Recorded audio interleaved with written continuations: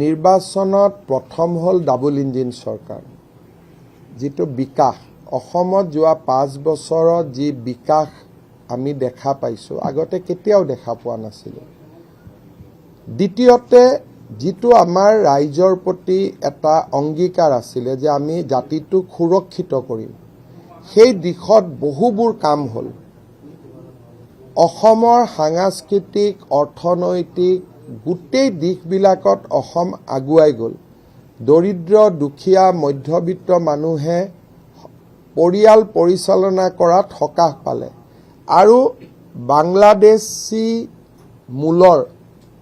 মুছলমান লোকসকলৰ আগ্ৰাসনৰ বিৰুদ্ধে আমাৰ যি আনকম্প্ৰমাইজিং নন কম্প্ৰমাইজিং ষ্টেণ্ড আছিলে এই গোটেইবিলাকে এই নিৰ্বাচনত প্ৰভাৱিত কৰিছে